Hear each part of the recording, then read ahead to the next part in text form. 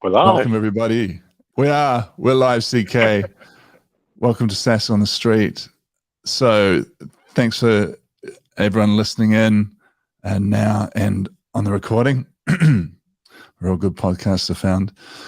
So my name's Simon Small, and here on SaaS on the Street, we talk to some of the world's most interesting entrepreneurs. And CK Lee, welcome. Fantastic to have you in the studio. Thanks for having me here. One of the things that really impressed me about you, CK, was just hearing your story and how you have kind of so much to play for, in that you've created so much in a short space of time. You're in the field of artificial intelligence. You have one profitable business that's you built using AI tools, and now you're building another, possibly a mega business that builds AI tools that other people can use. So why don't you just give us a quick taste of the CK Lee combination of companies and what they do? Definitely. Thanks, Simon. I guess take us back probably 6 years ago. I was working full-time as a full-time engineer in a New Zealand company. And I started this side hustle, doing it over nights and weekends. I remember building the tech from scratch over Christmas break, and then started to get the first customer. And then that's the hook on for what TagTeam is today. We're currently serving about 60 customers now. These are business companies all around the world. We're doing about 600 to 700K a year now. And we're scanning about 1 million receipts a month now. Yeah, so take us through the proposition of TagTeam. What, because I know zero expenses, right? Where it solves the problem of me having a whole lot of paper receipts, and I can take photos of them, upload them to Xero, it'll analyze it, and it saves that awful thing of having to go through and code everything. So, and that's kind of connected in with Xero. But you take us, sort of, people that may know that, tell us about TagTeam. What's the power under the hood or the bonnet? Thanks, Simon. So what TagTeam does is that we serve receipt scanning as a technology to other software companies. So meaning that we help scanning paper receipts, turning that into like key information like total amount, dates, merchant names, tax amounts, to surface that to other software companies, so that they can automate the user experience of, just taking a picture of receipts and everything should be filled up by their app. That's the premise of what TagTeam does. We do not provide a website. We do not provide an app. We only provide the back end, the smartness of the AI behind the scene, and that's how. So it's okay. So we're just going to do quite a quick pass now for those that are just trying to understand, and then the second company, and how you've taken that experience. Just tell us briefly about that. That's right. So running TagTeam and growing that for over the last 6 years now. What I've learned is that all the key things about how to serve these advanced AI tools to our developers and software companies. We really want to take that niche of just one receipt scanning API as one use case. With I've started another company called TagTeam.ai, which what we want to do is to be able to replicate many of these use cases underneath the hood to serve AI as a technology to other software companies. Essentially, we really want to make AI tool and AI technology as something that's really easy for developers to use, to start building features on top of it, and just start be able to release features to users without worrying about training the model, hosting the model, improving it and then keeping up to the security and all the maintenance that comes with maintaining and hosting a model behind the scene. That's the Right. premise of one. Okay, so let's go back to 6 years ago, 2017. You're in a full-time job, and what was that? What was that like to start a side hustle? And how did you kind of go about it? And there's a lot of people who have dreams of it. A lot of people who are tinkering. You've built a really profitable, successful AI business from being a side hustle while you're full time at another company. So, just share with us what that was like for you. What was the starting point? Yeah, I think a lot of these inspiration comes from like podcasts like what you're doing here, Simon, right? I remember in the early days, way before Tegan, was that I listened to podcasts like this where you hear about the story of other founders of other startups that basically started a company, a successful business out of psychic, or they might have like gone from like full-time job to start a company that way. And just to know that it's definitely possible by listening to other people is probably that sort of catalyst of everything here today.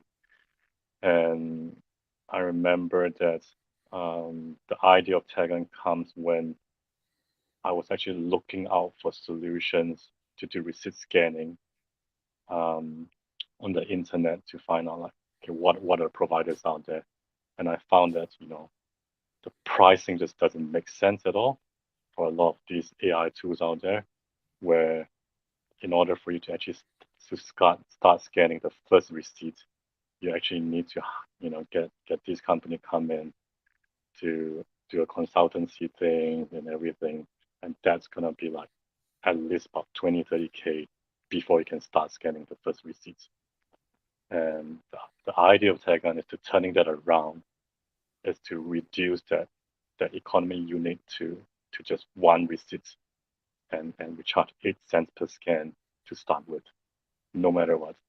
And that was the idea of building the tech, but actually building it in such a way that we can allow companies to be able to sign up a credit card and just start scanning receipts at 8 cents a scan anywhere in the world without having all this going through the ceremony of getting consultancies come in and do a sort of whole pitch to start with.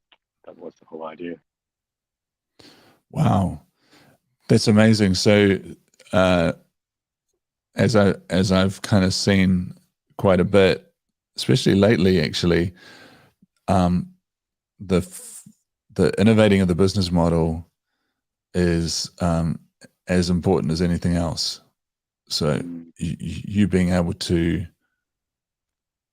really provide a low cost, valuable service that was stripping out all those costs and all those headaches and time delays. Sounds like that was as pivotal as the service that you've put out there, right? Yeah, that was pretty much exactly what the first customer I still remember, Smart Receipts, is from New York, and he told me that exactly that same thing, is that wow, you guys are able to let us use your service without any upfront charges. That's amazing. And and and that was even before we have actually a credit card sign up process at all. It was just like pretty much going through email to start Wow. using. And yeah, there was like, and we didn't have like a proper website at all. It was pretty much just like put up together, and that was the So they that was do they put the first order through? yeah, they put the first order through, and more importantly, the trust in me as an engineer starting a brand new business where they already have think about close to 500,000 downloads for their app to use Wow. our services. Yeah, yeah. Wow. And did And they just buy and try? they just buy and try because they were so desperate as well. I wonder if we And can get on the Wayback Machine. Your first, did you have a website then? I do, I do. I don't know whether we can pull it out from the archive. Let's have a But I look. remember it's very, very dark. Um, Dark colors. yeah, yeah. So I'm going But for it. you're going for it. Go for I've it. got the wrong one. I went tag team. While you look for it, taggun.io. Here we go. Here we go. I want to see it too. Uh, I'm actually curious.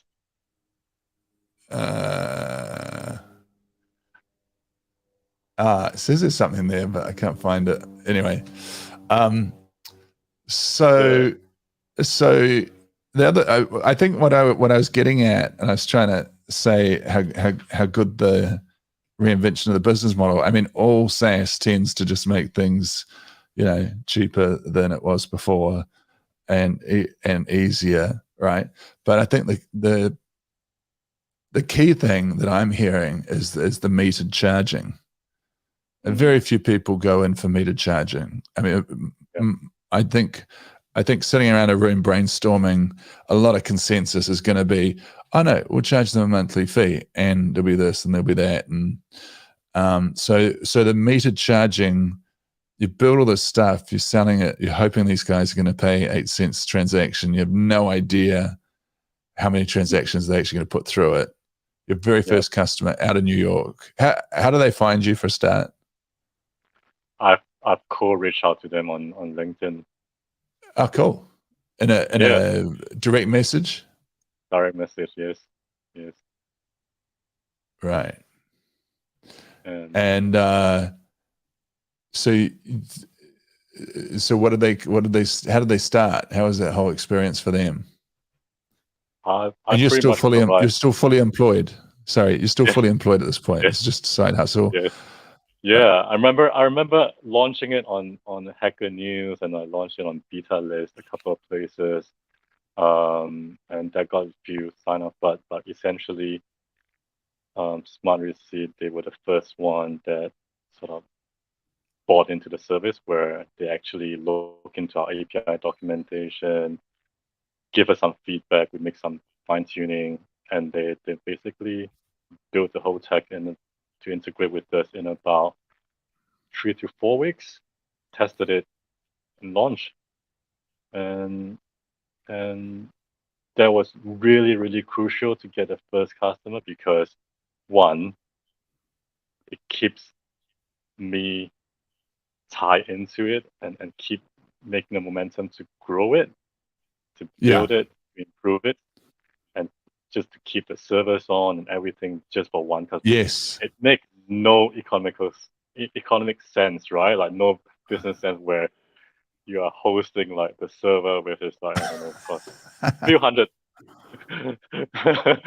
a month, and you hear you're only generating like $10-20 revenue, right? But it's like that sounds like a classic MBA, success story. Case study. That's why.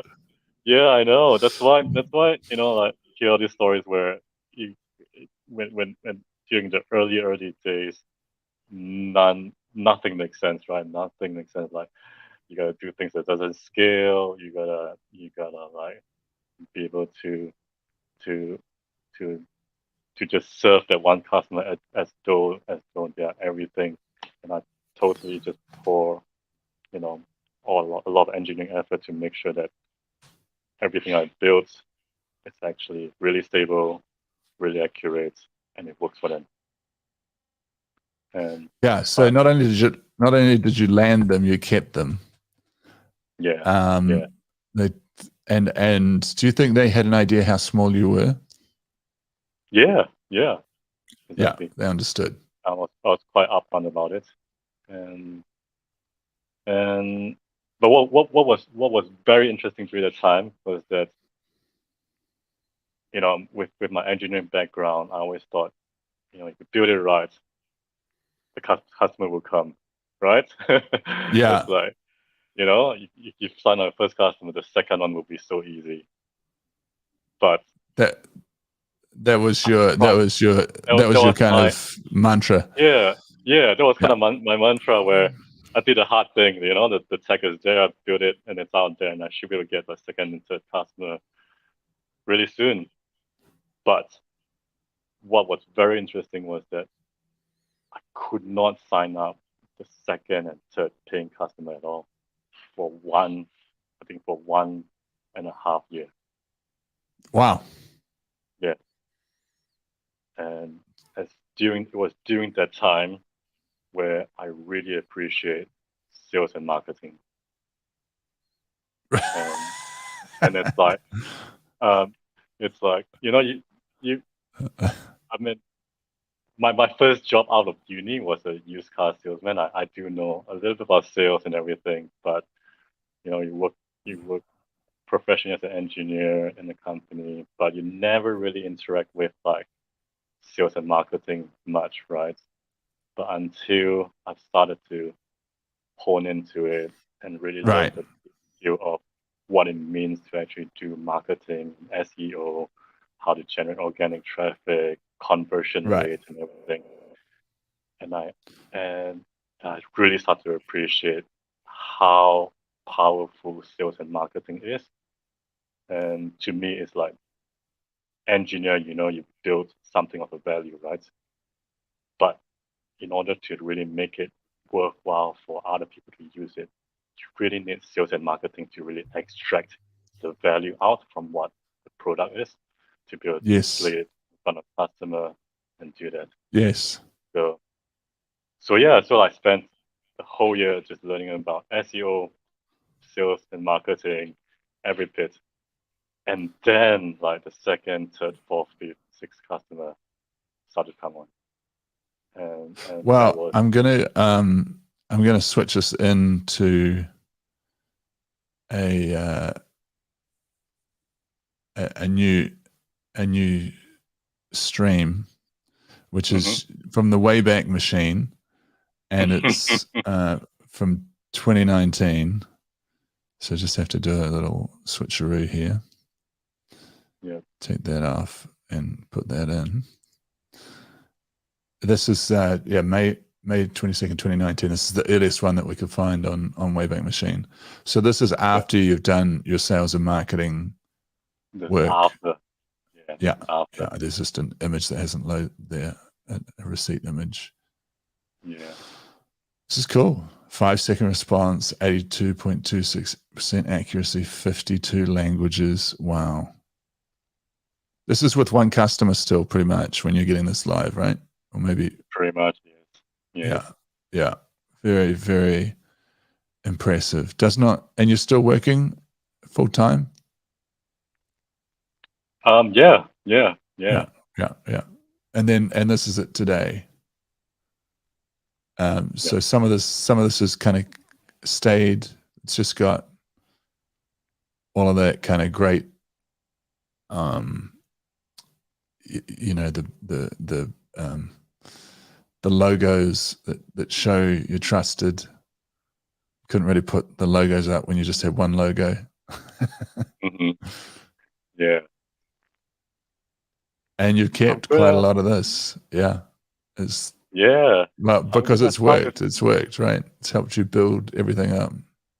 yeah, like essentially, if you're a small company, small team, you know, um, don't get that budget to actually do like big iteration.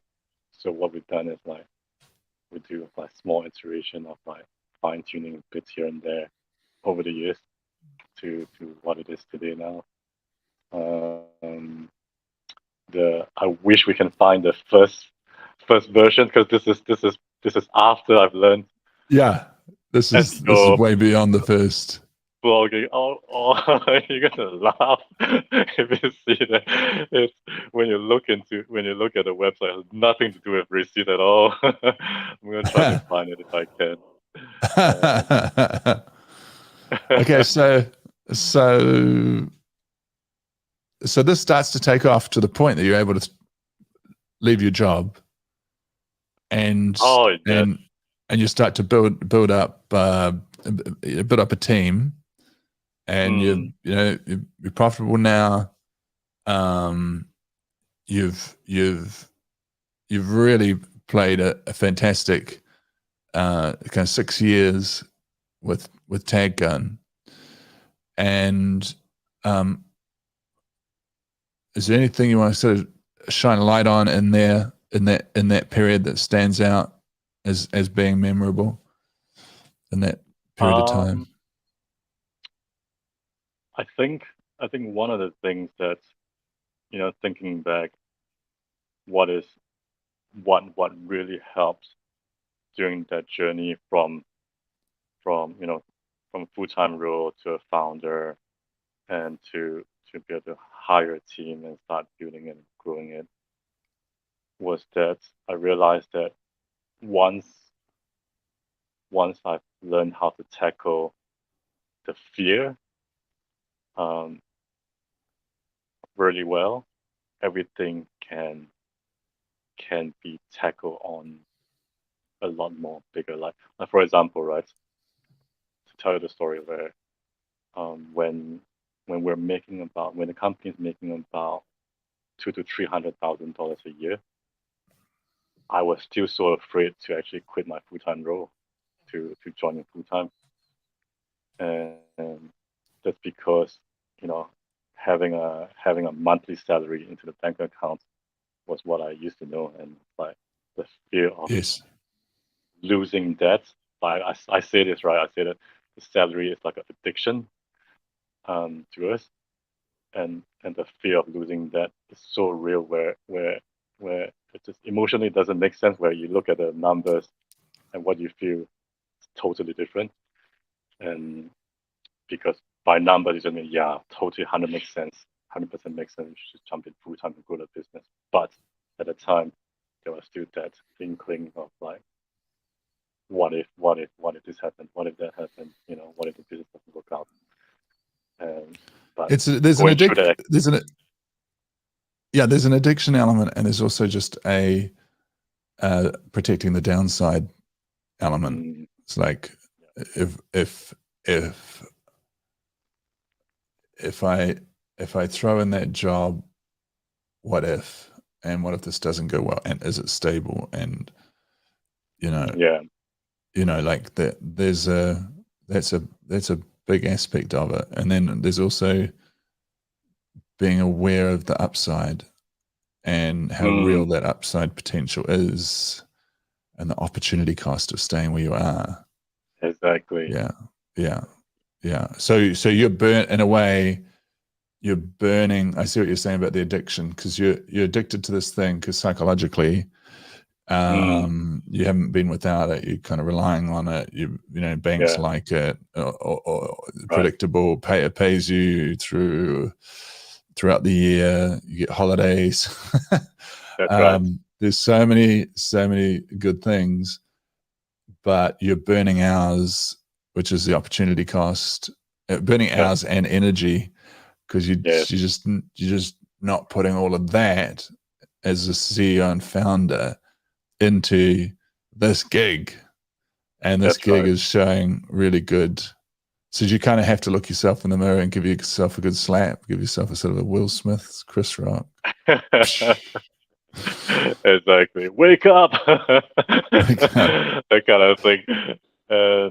But it's that I think I've learned to sort of acknowledge the fear and know that it's there to help save me, but right. sort of know that okay, but I can still go forward and do this thing, you know, and because the challenge, of a startup journey never ends, right? Once you join a full time, what's your next step? Hiring. It's like Yes. hiring. So now you are now now you're talking about having about maybe. So now we have like talking about hiring. Like we have a team of 5 right now, and the payroll every month.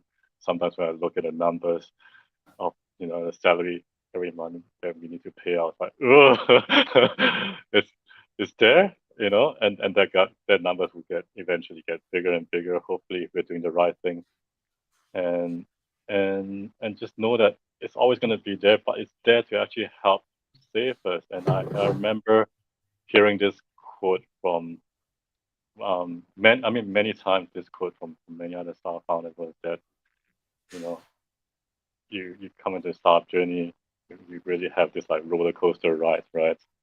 And when you're up, you're really up. It's like so exhilarating where it's like everything's going well. When you're down, you're really down. And and but to know that when throughout this journey, when you're up and down, if you know how to like control your emotion, regulate it, you can actually enjoy the ride a lot more, in the sense that when you're up, you sort of know that okay, it might come down again, but when you're sort of down, you know that it'll pick yourself back up and have the Yeah. confidence. Yeah, that regulation. Yeah. Yeah. So important. Did you find, um, that in the pursuit of doing this, that, um, you went to kind of darker places than you'd ever been before? 100%. Yeah. Really? Yeah. Really? Well, the other thing is you're really kind of like solo, aren't you? You're solopreneur, Yeah. which is you get all the reward, but you shoulder it all. You don't have someone to bounce it off, and Hmm. in quite the same way as if you're kind of co-founders. Yeah. Do you think, looking back, would you perhaps have, if you'd known the journey was quite that hard, would you have maybe joined in with somebody, or do you think you'd still probably just try and approach it a little differently yourself? Yeah. 100%. I would. I have a co-founder now, Hannah, who's helping us to grow these two Yeah. companies together now, and and and she has brought in so much more value just between two minds working on the same goal. It's so Right. powerful, right? So Yeah. powerful where you get your own ideas get challenged, and and just having that back and forth, it's able to really help us get a lot of things done a lot more thoughtfully and execute it a lot more better as well. And blind spots, right? God knows how much blind spots we have as a solo founder. Where, yeah, and just having someone else to be able to like um look out on that, I think that's been very very powerful. So definitely, like if I were to do it over again, I would definitely find someone to actually partner up with to do this thing Right. together. Mm. Right. So is that something that it sounds like you'd recommend to others that are embarking on the journey or are partway through the journey and really struggling? The interesting thing about the mental journey is that it's so tied up with capital. I think if there's plenty of capital, there's less stress. Like when there's Mm. capital worries, it just all piles on, doesn't it? It does. It does. And, and um, especially when, if you're, whether you are like, writing a book or creating product or creating creative product, something, you pour your heart and soul into it, right?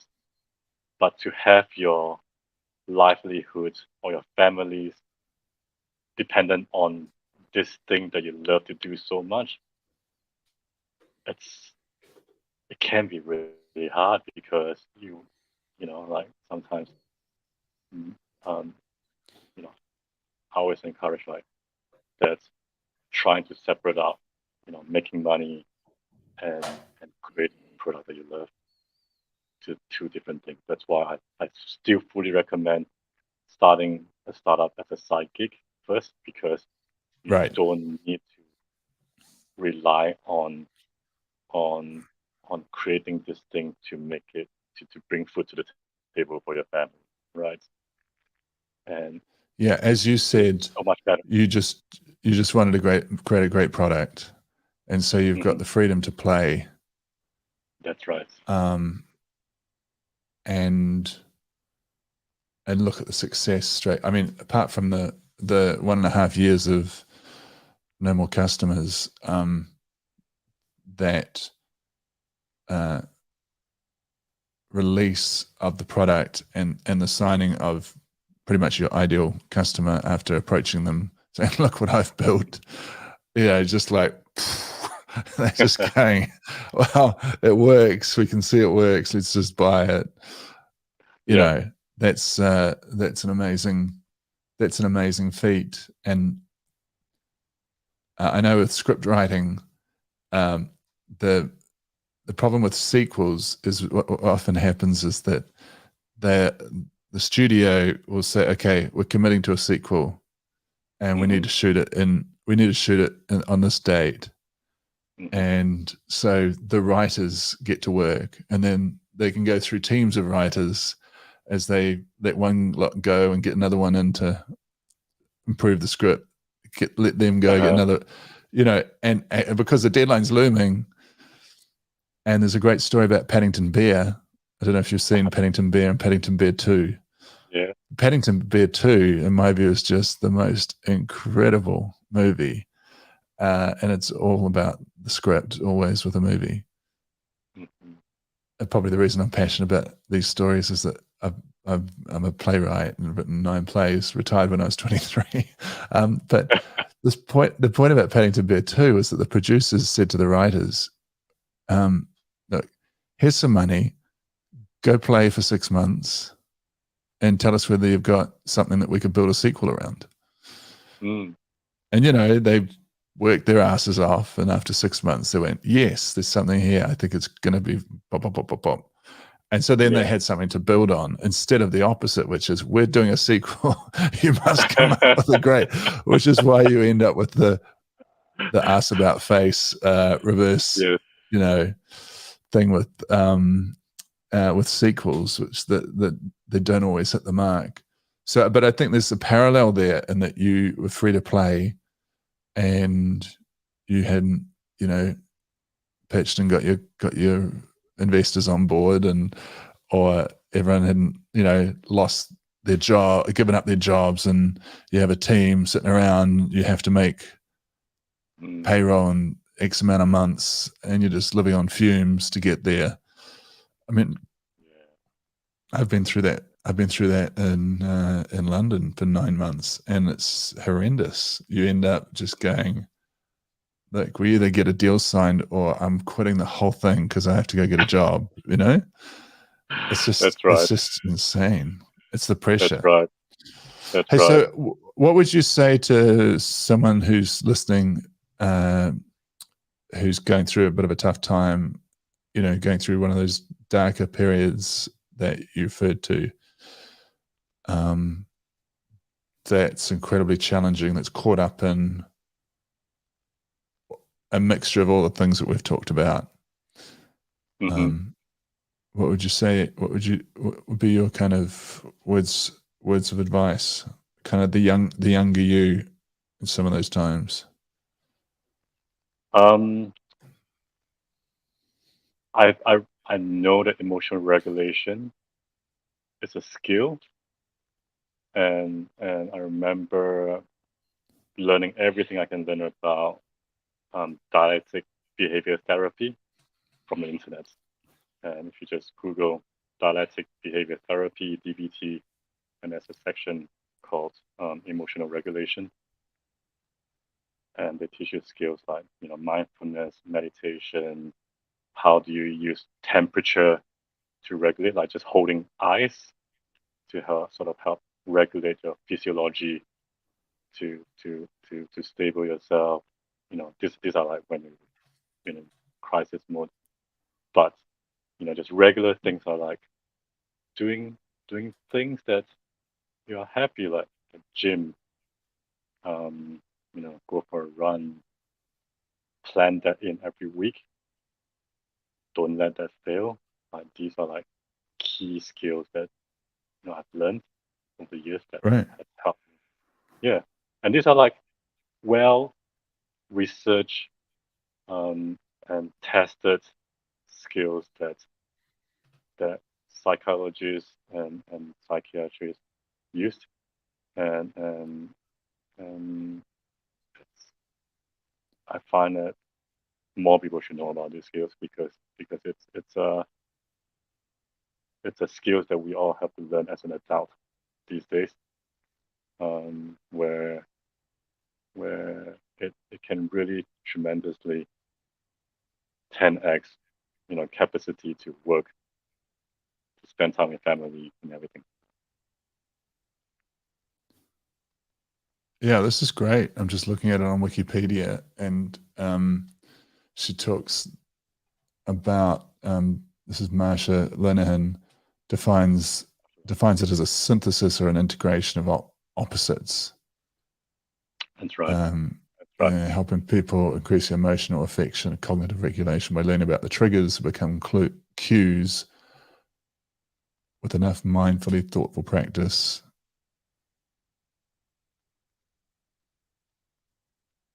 That led to reactive states, and by helping to assess and develop a responsibility system along with coping skills to apply in the sequence of events, thoughts, feelings, and behaviors and overall effect to help avoid undesired reactions and to polish one's responsibility practice. Wow, that's amazing.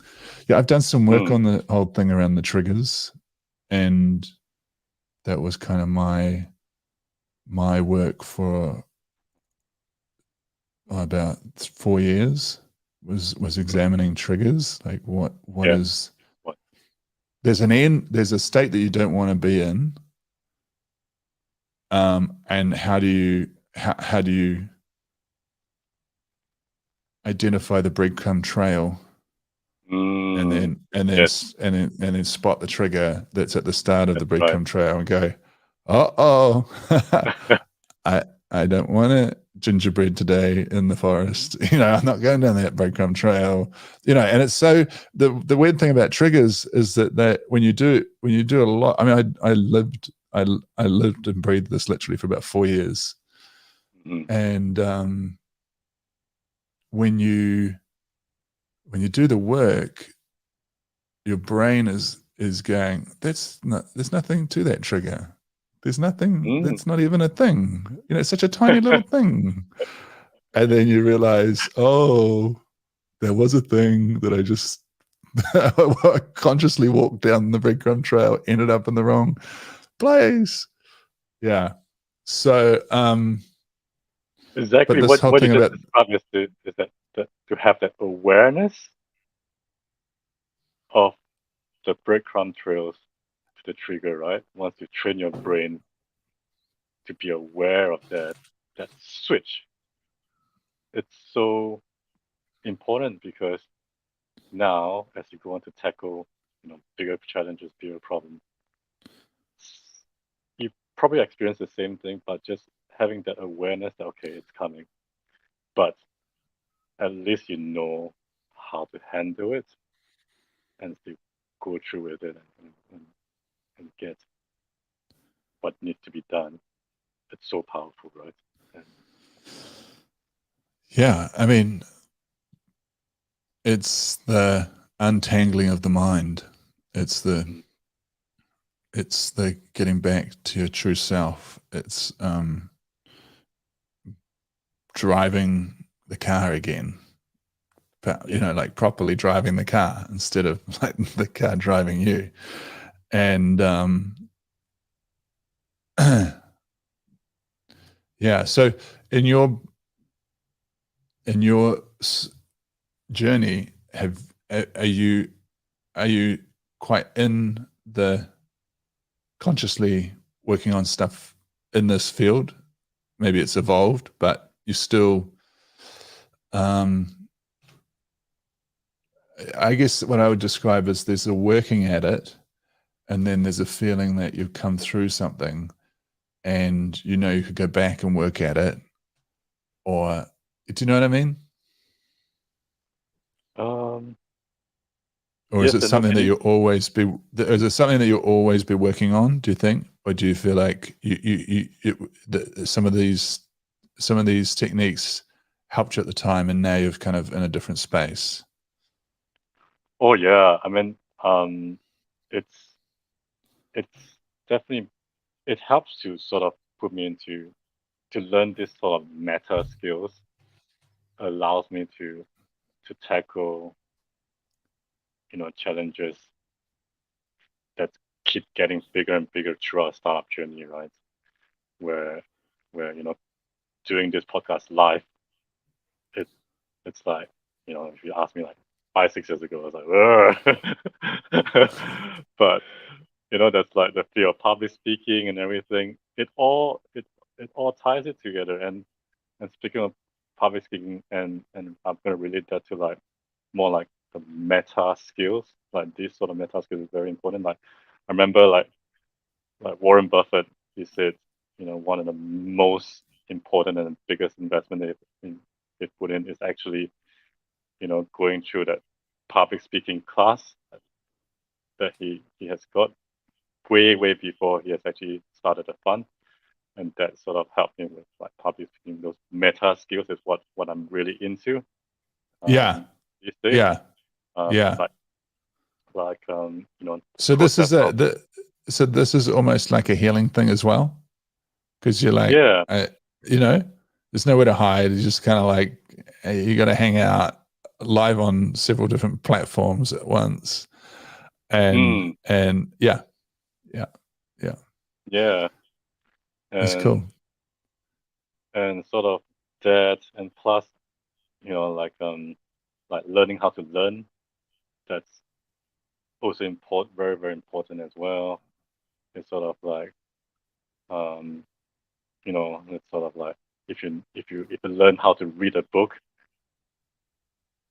really well, it's even more important than everything else, like, because now you have the skill to actually pick up a book and quickly learn everything you need to learn, and that skill sort of 10x all the knowledge you can grab for every other book that you read for the rest of your life.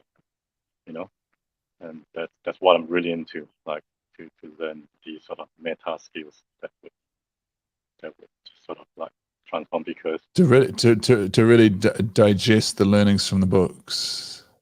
yeah, yeah. Yeah, um and I think what is you know what is actually, whenever, so you pick up, like, you learn different things, like you learn, you know meditation, you learn about like consciousness, you learn a bit about AI technology and everything. And what I love the most is that sometimes when you cut across learning things from these all different fields, and and when you have that realization that actually a lot of times these things that cross different fields are actually quite linked together. right. And that's when you sort of like have that spark, and it's like, wow, that's so true. Like, I'll give you an example, right? Like how, you talk about how brain works, right? Where how I'm going to relate this to how AI model works these days, where Yes. where you know we as a human, I remember reading this book called Being You by Anil Seth. It talks about how our brain works.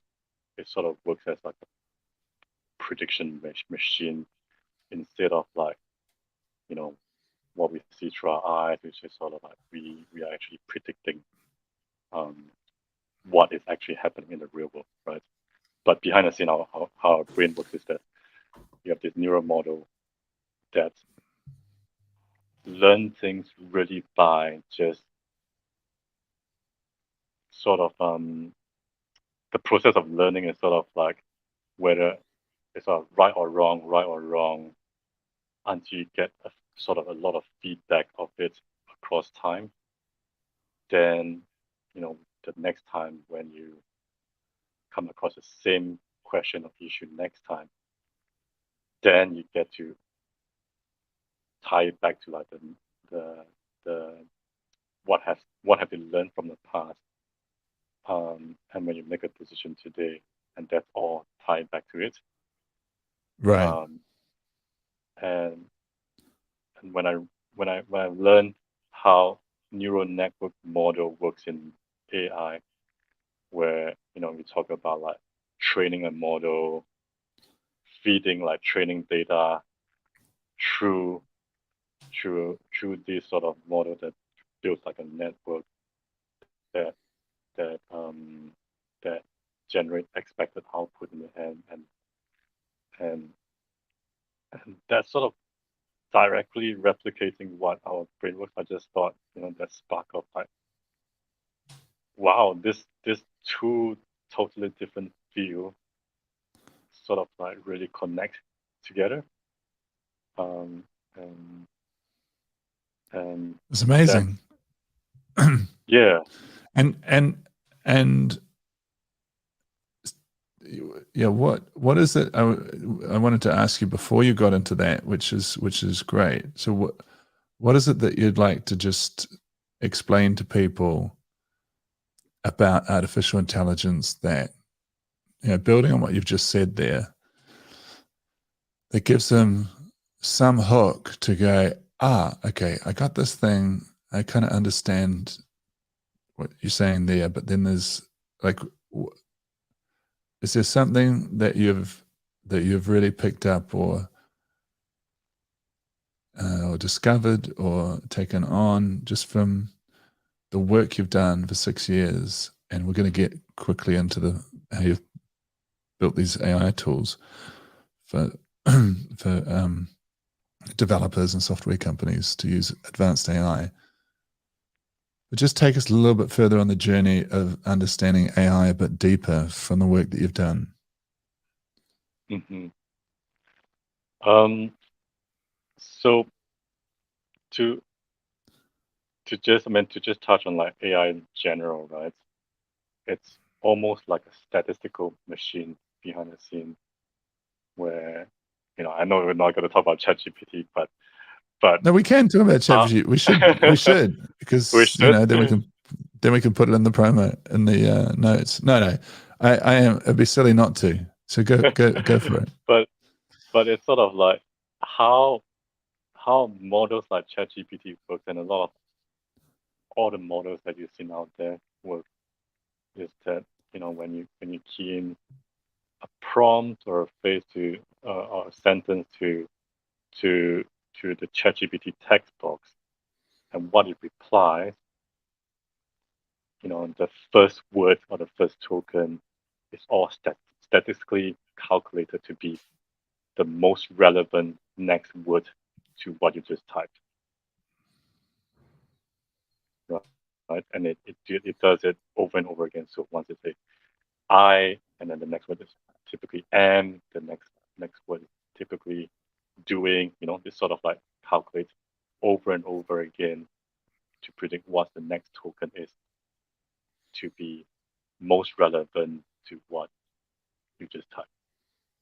And that's how Is that that is that some is that sometimes why it goes on a tangent and gets things wrong? yeah, that's It's just why like the it's prompt is like someone raving at a party. I had someone raving at me at a Tiki Tane concert. She mm, apologized afterwards, but like going going off on a tangent because it does go off on it. So it's because it's statistically building on what it's already said, and it's just that's drinking right. its own Kool-Aid. Yeah, exactly. And then it goes, "Oh, So I'm sorry. Yes, I put you wrong there." and it's that's why you see all this. If you understand that, then you get to understand why there's all these quirks that comes out, right? So that's why they say the prompt is very important. If you create a really good prompt, you actually get really good results back and stuff like this. But what I was going to say was that that's what these sort of neuro generation of like generative models is very, very interesting because it gets to read the context like how a human reads the context really well. If I give you an example, right, one of the hardest things that's typically being used as an example for natural language processing, before GPT-3 came out, was that in the word duck.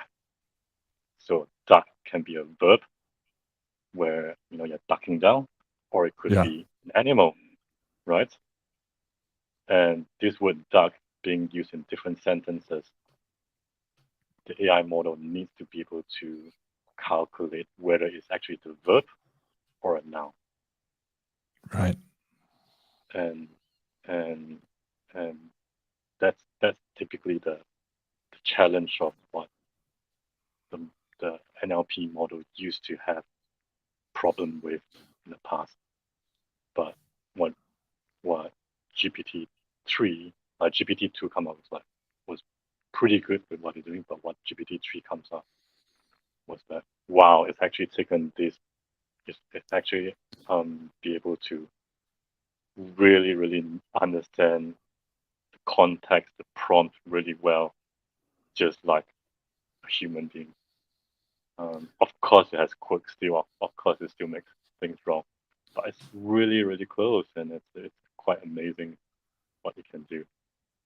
So Yeah, the understanding is remarkable, and the ability to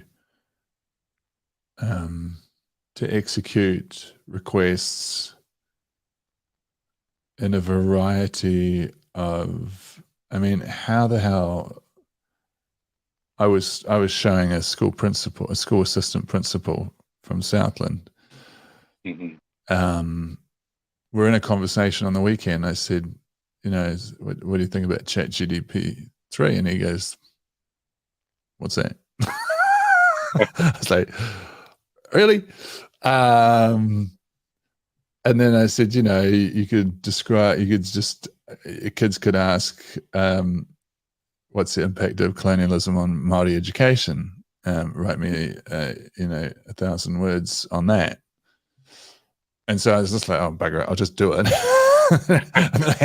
We're having a barbecue, and I handed him my phone, and he's like, and I said, and you could ask it to do it in a gangster rap. And so then goes, can you say that in a gangster rap? And I passed my phone, and he was like, I said, oh, well, it doesn't obviously do everything, but he hadn't scrolled down. So I got my phone back. I was like, oh no, it's there. And he was like, like someone out of the 1950s spooky. arriving in 2023. It's spooky, I won't name isn't it? names. Yeah. But that multi-mode, I mean, they're saying they're going to multimodal with video and imagery in a couple of weeks, which is just like, I don't think the planet can take that much. But it's the multimodal, I would call it multimodal. It's probably not the right, but just being able to go from this, the blog, give me SEO keywords, give me an essay, give me a gangster rap, give me all these, like,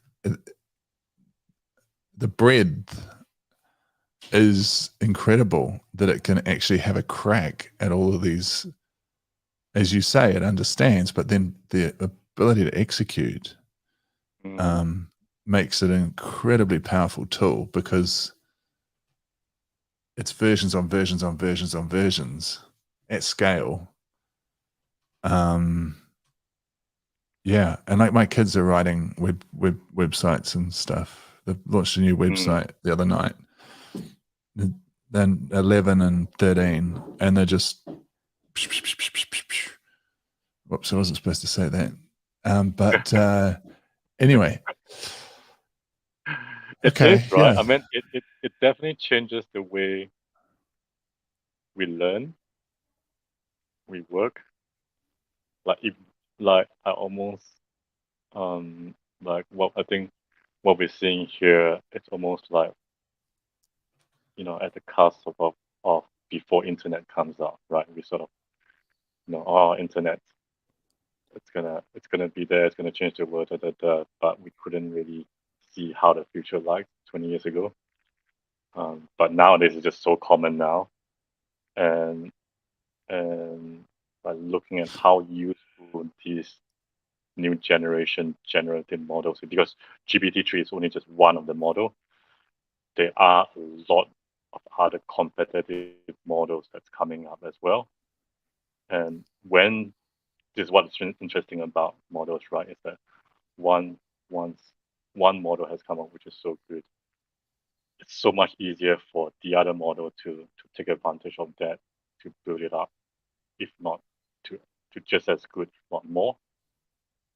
And it's sort of going into like this exponential way as well, because once you have competing model that you'll be able to generate training data for and retrain your own model to be better and back and forth that way, it's gonna be very interesting what the next few years what we're gonna see, right?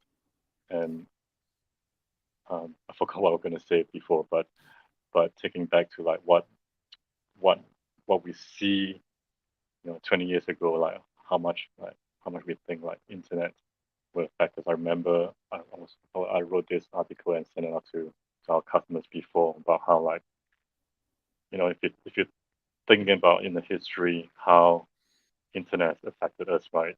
Like one of the common thing we've seen is that video stores. At that time, video stores were like charging like penalty fees and late fees and arms and legs to Oh just like yes, rent yes. a movie for like 3 days, and they would charge like I don't know, $10, $12. And like companies like Blockbuster, listed company in New York Exchange, all these companies that didn't take advantage of internet to change has just sort of disappeared from the earth.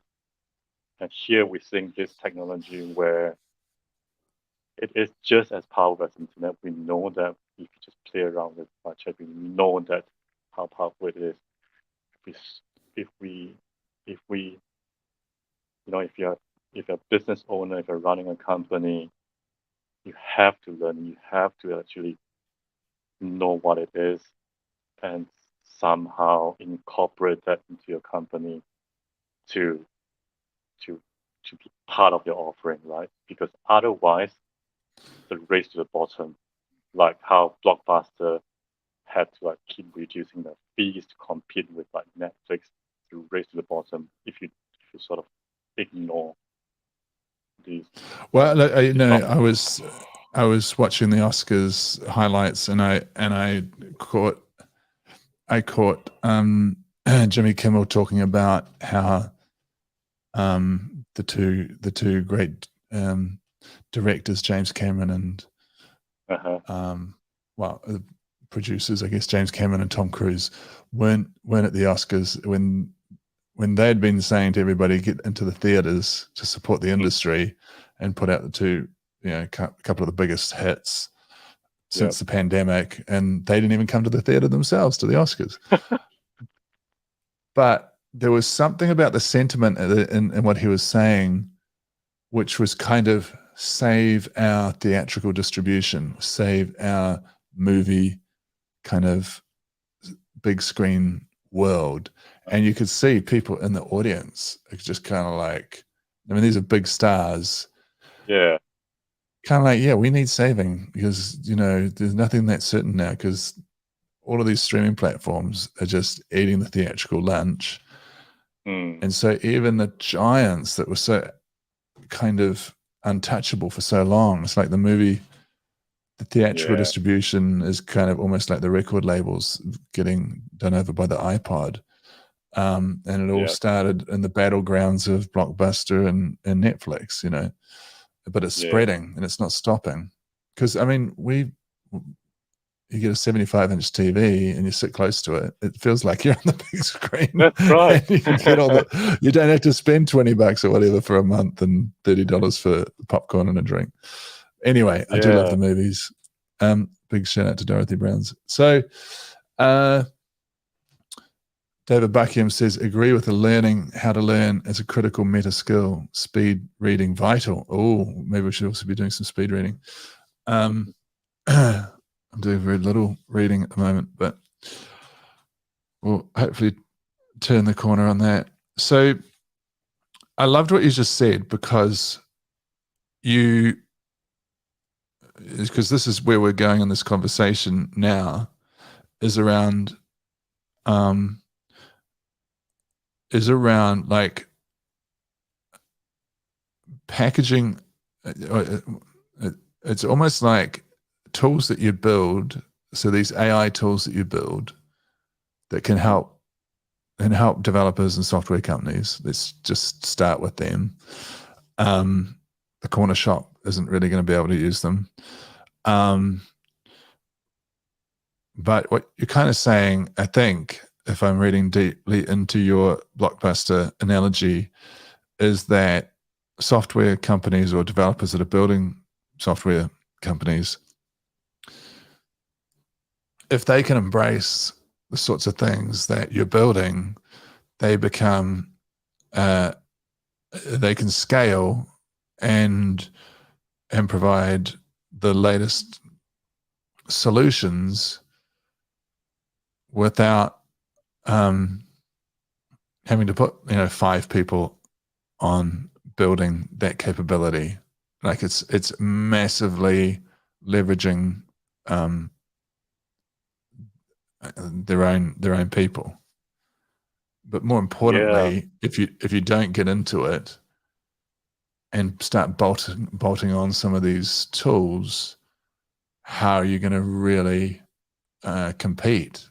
Because it's a bit of an arms race, and people who have machine learning and developers and AI specialists, there's only so many of them at the moment, right? Yeah, exactly. Like things that opportunities and things that I'm thinking ahead are like this, right? Like for example, text box, right? You can't fill up an application or anything on a website as a user. Like for example, if you want to advertise for a job, you come to a text box that's blank. And you got to start from scratch to write a copy to advertise for a job. That will go away really soon, right?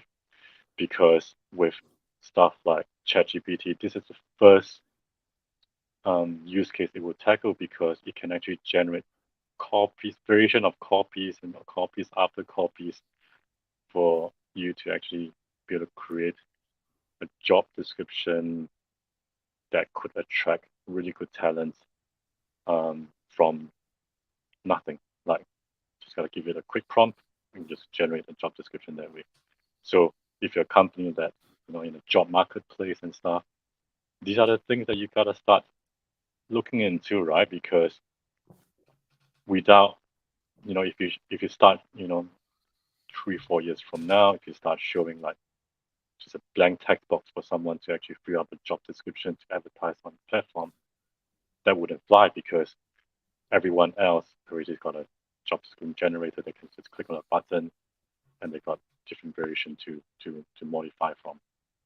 And that's the thing that we gotta start thinking ahead as a company, where what are the options? What are some of the tools that you've either got or you got coming up that are worth kind of mentioning? So famous words, watch this space, but we are coming up with an ability to allow companies to very quickly create a text box that you could integrate to your current products to generate text for your user. And no matter what industry you're in, whether for job Just good. description, So product just give us another example other than the job description one. So, like trade me, for example, market description is also something that, your seller would need to over and over again start from scratch, or to create a product description, right? That's something that I would love to tackle to help, like to be able to be able to convert that blank text box to something that's powered by AI, that they can have the click of a button, generate a copy, modify the draft, and click submit. Think Do you further think? Do things you are think the like, future? Do you think future workflows is the future of some of this workflow then almost like an AI personal assistant? And what I mean is, like, people have these virtual assistants, like in the Philippines or whatever, that are doing certain tasks. So they get to know the business and they get to help, whether it's reply to LinkedIn messages or reach out on LinkedIn to people, or do different things that can be kind of modeled and taught, and they don't go outside a certain remit, but they can kind of act on behalf of somebody in their engagement with the outside world, right? So an AI version of that I'm hearing you saying is, are we moving to a world where the AI is kind of coming into my world, and it's going, you're doing your SaaS Elevator training courses, so you're on your SaaS Elevator email, you've logged into, I know, the lately AI-based social media management platform that you use. I know what you're going to want to talk about or want to upload, because I know that we did something under the SaaS Elevator thing on LinkedIn over here.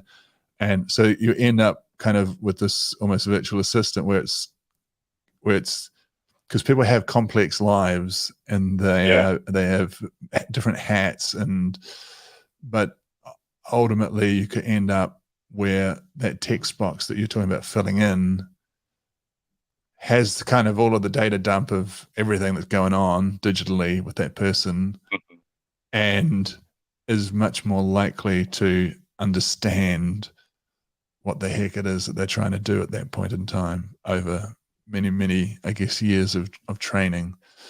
Is that the kind of world we're heading to, where it's an understanding on the personal digital footprint, and coming into all these different things that we interact with online? That can be quite scary, isn't it? To be able to understand, to have the AI to be able to understand personally, and then make decisions and reply. But I mean, but is it that much weirder than going, write me an essay for, like, a high school essay on colonialism and education, and now do it as a gangster rap? Is it that different to, can you just write me 15 social media posts based on my discussion with CK Lee in the style that I am accustomed to? Just talk like Simon does. Like, it's can't be. Do you know what I mean? But having it, but I like what you said about this ability for the spaces not to be blank, like the nested blank spaces of our lives, where you're like, I have to do this, whereas you're talking about a solution in there, right? Yeah, I don't know. It's really hard to predict the future. Like, one can never predict the future, but if you what I sort of see, where how AI can assist human, is this, right? Is that it's not going to be fully replace. Even if you have virtual assistant, it's not going to fully replace that, because it definitely still needs human to make the final decision. Yes, I agree with that. But what AI can really help is that it can generate you copies of variation to get to that final draft very, very quickly now. So if you sort of take back to like self-driving cars, right? Like, Tesla has been sort of like trying to get self-driving car to publicly available for a very long time now. Why? Because it's really hard. It's really, really hard to automate to 100%. But to automate that to like 80%, Yes. okay, not too bad. But for the rest of like 10, 25%, it's super hard. It's super expensive. It's going to take a long time.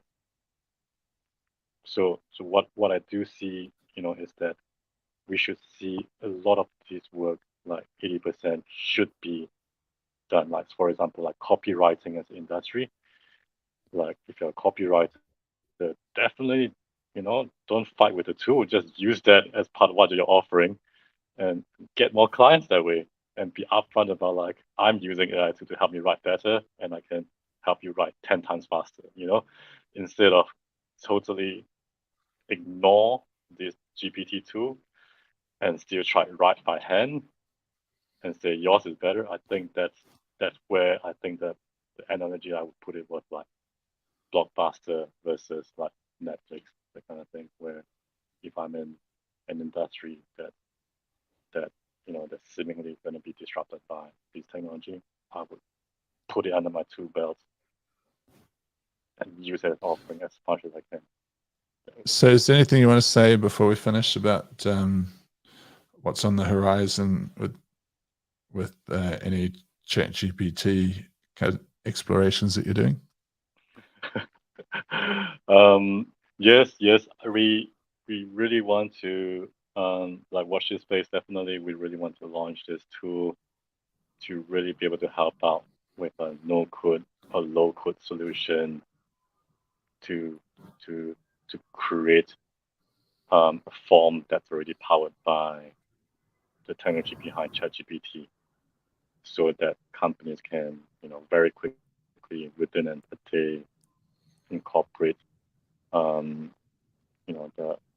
the usefulness of the AI into your own product, your own platform, to offer that to your user directly, and that's what we're building towards now. Fantastic. And I think the career of 2023 is a prompt engineer, right?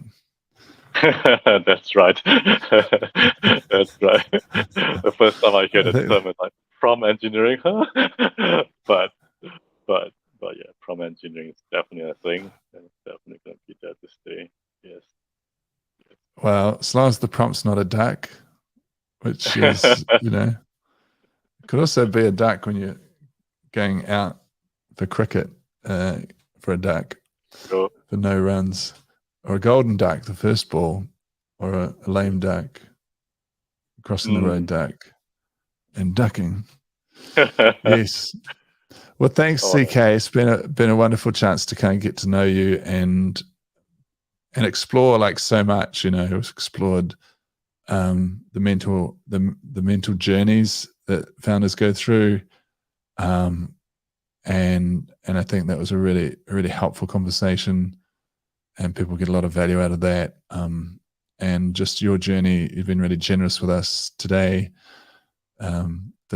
The way that you've created Tag Gun, bootstrapped, side hustle, successful business, and then expanding into the TagTeam.ai world with releases that I'm sure you'll let us know about as soon as they're out the door. Mm-hmm. So thank you. Thanks, Simon. Thank you, Simon. Thank you for the opportunity. And yeah, you've helped me explore certain spaces as well that I'm happy to share. Great. Well, good luck with everything in 2023. Take care. Take care. Bye, everyone.